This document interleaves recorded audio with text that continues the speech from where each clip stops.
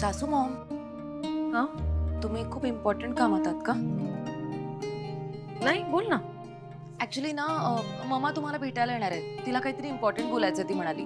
पोहोचेलच आता.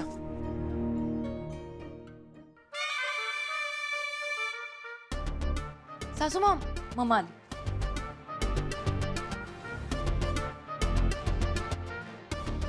अहिल्या कशी आहेस? मी बरी आहे आता. गुड.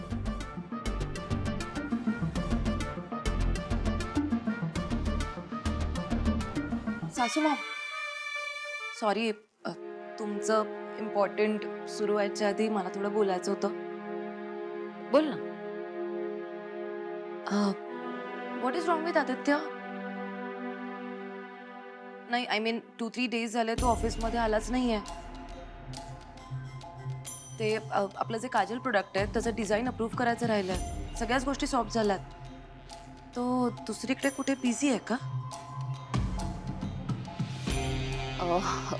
अहिल्या प्लीज तू ह्या गोष्टींकडे कंप्लेंट म्हणून बघू नकोस. सॉरी टू से पण ही पारू आहे तरी कोण? आय नो तिने तुझा जीव वगैरे वाचवला, पण तूही तिला तुझं ब्लड दिलंसच ना.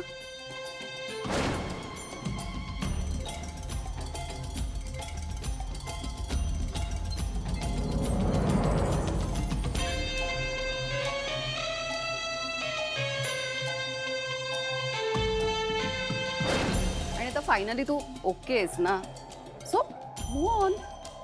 आणि मला सांग, आदित्य आणि प्रीतम अजून किती दिवस तिची सेवा करणार आहेत? मम्मा, तुला हे इम्पॉर्टंट बोलायचं होतं. मला वाटलं खरंच काहीतरी इम्पॉर्टंट आहे. प्लीज नाही, हा सब्जेक्ट आता नको. Drop it here. नाही, आत्ताच बोलायला हवं. मला ऐकून घ्यावं लागतं. मला सांगा, आपल्या नोकरांसाठी कुठला मालक हॉस्पिटलमध्ये राहतो? नशीब तिथे प्रेसवाले नव्हते. एक तर त्यांचं हॉस्पिटलचं बिल भरा, पेड सॅलरी द्या. खूप होतंय हे. मला सांग, ती मुलगी डिझर्व तरी करतीये का? आणि सगळेजण तिच्या मागे धावाधाव का करतायत? प्लीज हे लवकरात लवकर सगळं थांबवा.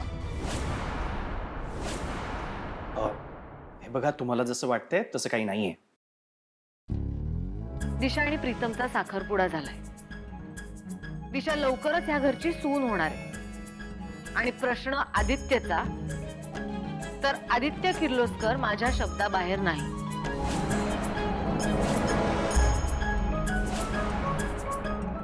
त्याच्यासाठी माझा शब्द हा अंतिम आहे.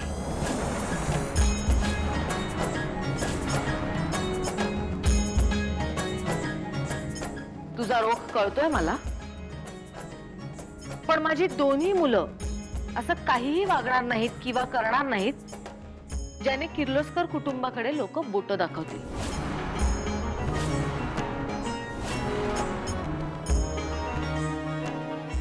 आणि आदित्यला बिझनेस कसा करावा हे कुणी सांगायची गरज नाही.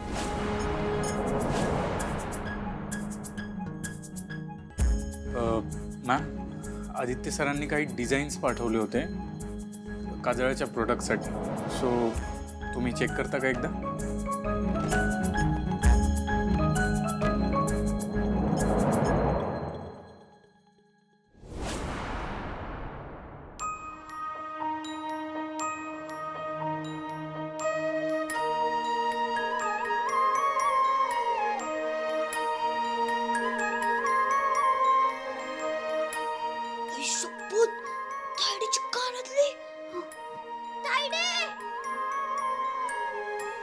काय हे बघ, तुझी कानातली सापडलं. माहित आहे मला. शिट, तू सगळी मजाच घालवलीस. गणी, तर काय झालं? मी विचारताना म्हणायचं होतंस, अरे वा गणी, कुठे सापडलं तुला? तर म्हणालीस माहित आहे मला. बरं ते जाऊ दे, तुला कुठे सापडलं? गणी, अरे मी दवाखान्यात होते ना, तेव्हा आदित्य सरांनी मला आणून दिलं. मग त्यांना कसं काही सापडलं? त्यांना एक कानातलं घरात सापडलं आणि दुसरं गुंड माझ्या मागे लागले होते ना त्या ठिकाणी सापडलं. मग तू एवढं शोधलं तरी तुला कसं काय नाही सापडलं? त्यांनाच कसं काय सापडलं? असंच असतंय गणी. गणी बानं आपल्याला काय शिकवलंय? जे तुमचं आहे, तुमच्या हक्काचं आहे, ते तुम्हाला मिळतच. ते कुठं बी जात नाही. थोड्या वेळासाठी ते हरवल, कदाचित आपल्या डोळ्यासमोर सुद्धा दिसणार नाही, पण फिरून माघारी ते तुमच्याकडेच येतं, कारण त्यात तुमच्या भावना लपलेल्या असतात. गणू, आपल्याला एखाद्यानं प्रेमानं गोष्ट दिली असेल ना, तर ते आपल्यापासनं कधीच कुणी बी हिरावून घेऊ शकत नाही. तसंच हे कानातलं हाय, आईची आठवण. कणी हे हरवलं ना तेव्हा बा म्हणला होता, नशिबात असल तर मिळल, आणि बघ मिळालं. मग माझी एवढ्या सगळ्या गोष्टी हरवल्यात, त्या मला का नाही मिळत? तर काय हरवलंय तुझं? हे बघ, मी गावाकडे इटी दांडू खेळताना माझी आवडती इटी हरवली, आणि क्रिकेट खेळताना माझा बॉल हरवला चिंध्यांनी बनवलेला. आणि तुला माहितीये, मी विहिरीत पोहताना माझी चड्डी बी हरवली. सापडल, नक्की सापडल. हे बरं, आता माझ्या मध्ये येऊ नको हा. मला जायचं आहे. कुठे चालली? अरे कामावर. गणी, आता अजून किती दिवस घरात बसणार आहे मी? आता बस झालं. हे बघ ना, ठणठणीत आहे मी. अजून तू बरी नाही झालीस. झालीये. तुला माहिती की मला माहिती? गणी, आज कामावर जायच्या आधी ना मला कुणाला तरी भेटायचं आहे. एक ऋण आहे माझ्यावर, ते मला फेडायचं आहे. माझ्या देवी आईंनी मला त्यांचं रक्त दिलंय, म्हणून मी आज इथं जिवंत उभी आहे. पण गरीब, आपण देवाला काय भेट देणार? कारण देवच आपल्याला जे हवंय ते समज देत असतोय ना. म्हणूनच ना मी ठरवलंय, आज माझ्या देवी आईंची मी वटी भरणार आहे आणि मनापासून त्यांचे आभार मानणार आहे, त्यांना थँक्यू म्हणणार आहे, आणि मगच कामाला सुरुवात करणार आहे. कारण इथनं पुढं मला मिळालेलं आयुष्य हे फक्त माझ्या देवी आईंचं आहे. त्यांनी कधी बी माझ्याकडे परत मागू दे, मी हसत हसत त्यांना दे.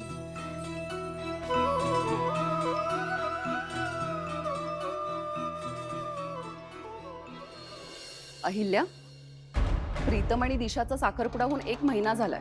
आता मुहूर्त काढावाच लागणार आहे. बाय द वे, प्रीतम आणि आदित्य कुठे दिसत नाहीयेत. पारू अजून हॉस्पिटलमधून आली नाहीये का घरी? आजच डिस्चार्ज मिळणार आहे. अच्छा, मग हे दोघे तिकडेच गेलेत का? आई सॉरी, थोडं यायला उशीर झाला. मोहन काका, मी हरीशला मुद्दामून बोलवलं आपल्या नवीन लोगोच्या डिझाईनसाठी. मी पाहिलं. हा.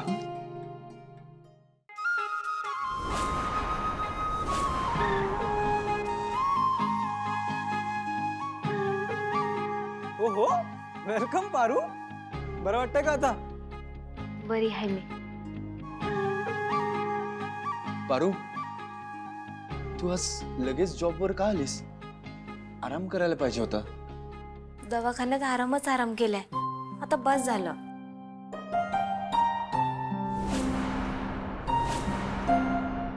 तशी तू फ्रेश दिसतेस. आणि हे काय तुझ्या हातात? ते मला ना अहिल्या मॅडमची ओटी भरायची आहे. कारण त्या माझ्यासाठी माझ्या देवी आई आहेत. देवी आई, आज तुमच्यामुळेच मी इथं उभी आहे. खरं तर अख्खं आयुष्य माझा देह किर्लोस्कर कुटुंबाच्या उंबऱ्यावर झिजवला ना, तरी हे उपकार नाही फिटायचे.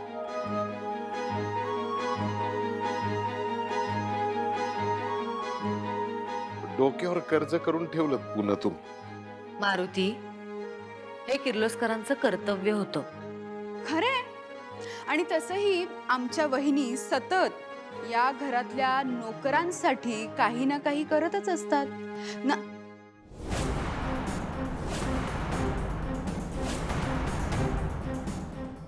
वहिनी, मी तुमच्या माणुसकी बद्दल बोलतीये.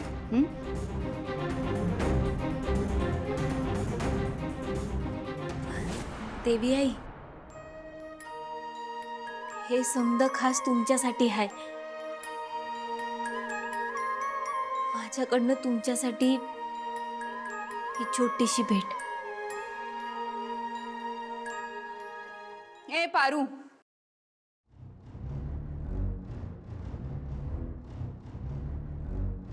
ही भेट आहे.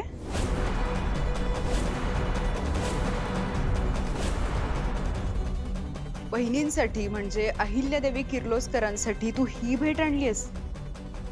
तू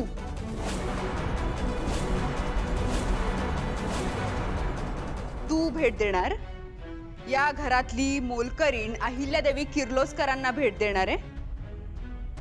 अगं का मस्का लावतीयस तू?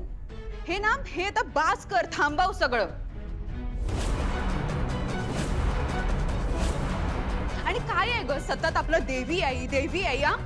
तू यांना अहिल्या मॅडम नाही म्हणू शकत? काल परवा आलेली मुलगी आहेस ना तू, मग आमच्या डोक्यावर का बसतेस? आणि आता तर काय? आता तू वहिनींचा जीव वाचवलायस म्हणजे तुझं विमान असं हवेत असणार आहे. हे बघे पारू, तू ना तुझ्या लायकीत राहायचं. हा, मोठी मदत करायला आली आहेस ना तू. दामिनी,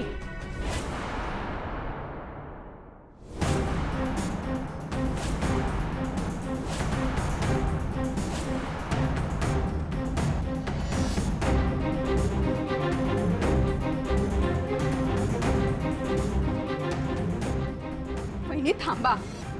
हिचं अति झालंय आता. मला ना आज बोलू द्या.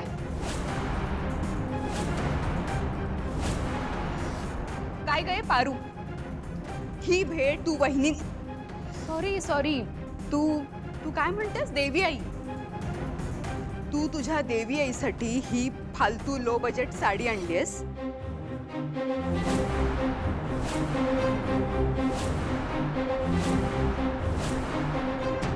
तुला काय वाटतंय वहिनी म्हणजे अहिल्यादेवी किर्लोस्कर ही साडी नेसणार आहेत का?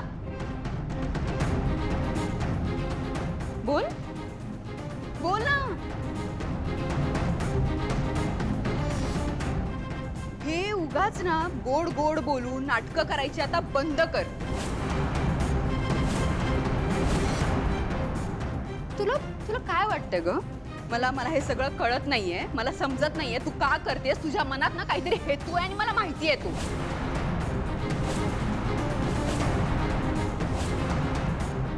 तुझ्यासारखे ना 56 नोकर बघितलेत मी, कळतंय तुला? आणि ना तुझ्या डोक्यातला एक गैरसमज काढून टाका पारू.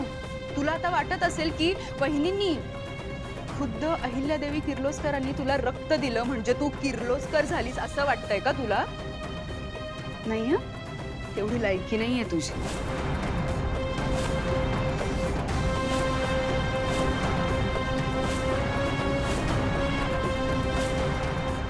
वहिनींना भेट म्हणून लोक हिऱ्याची अंगठी, बंगले, गाड्या आणि सोन्याचे दागिने देतात. आणि तू काय घेऊन आली असे?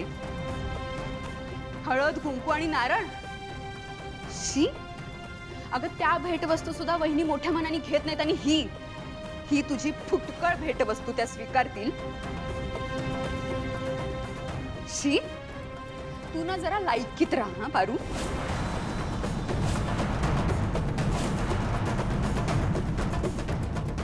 खरं तर ना पारू, आम्ही दिलेली भीक घ्यायला तुम्ही जन्माला आलाय.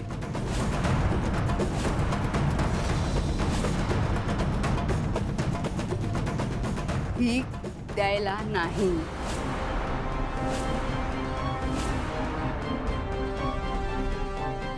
त्यामुळे तुझ्या लायकीत राहायचं. तुला माहितीये का ग तुझ्या त्या हॉस्पिटलमध्ये तुझ्यावर किती खर्च झालाय आमच्या किर्लोस्करांचा? माहितीये तुला? दामिनी,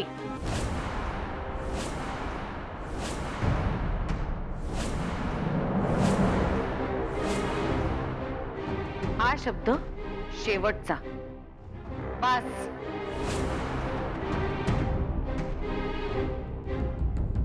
मी मगाचपासून शांत राहिले कारण मला जाणून घ्यायचं होतं तुझ्या मनात नेमकं काय आहे ते. पण तुला फक्त पारूचा अपमान करायचा आहे. खर तर ओटी भरणं म्हणजे सौभाग्याचं वाण असतं.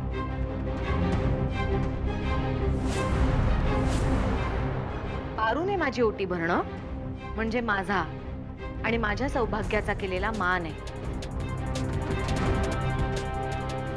हळद, कुंकू, खण, नारळ हे सगळे सौभाग्याचे अलंकार आहेत.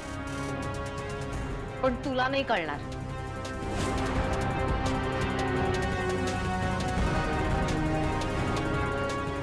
पारू, ये माझी ओटी भर.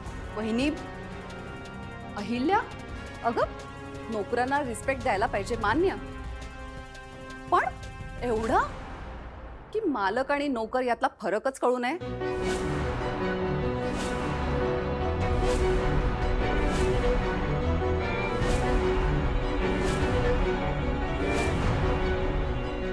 ऑनेस्टली स्पीकिंग मला हे जरा जास्तच वाटतंय. मीरा, किर्लोस्करांचं कुटुंब खूप मोठं आहे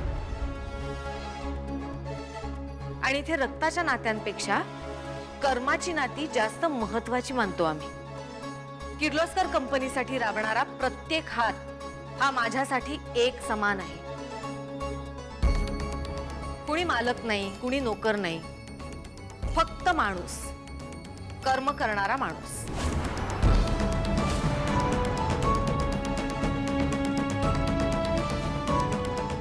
सावित्री,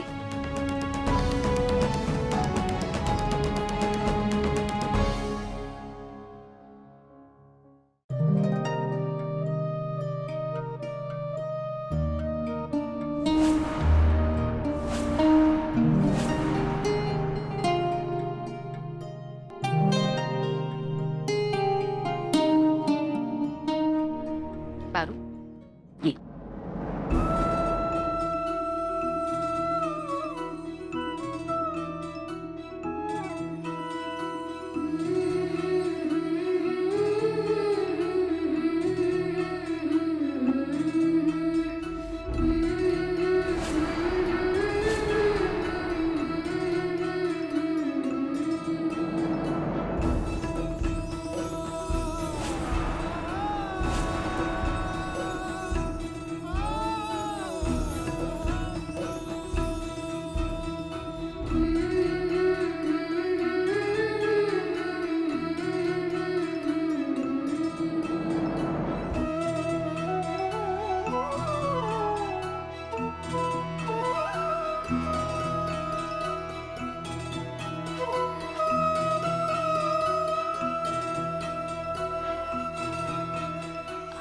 पाया पडते.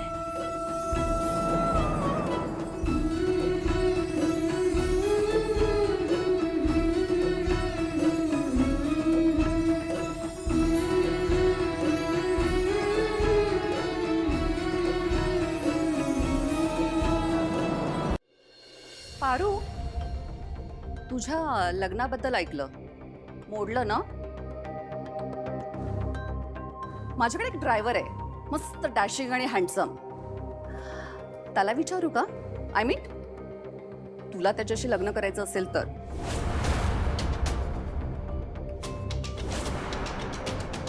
नको. पारूसाठी चांगला मुलगा बघण्याची जबाबदारी किर्लोस्करांची आहे.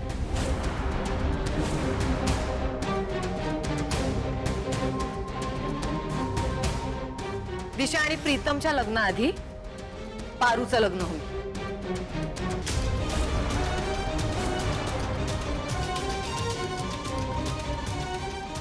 पारू, तू जा आता, घरी जाऊन आराम कर.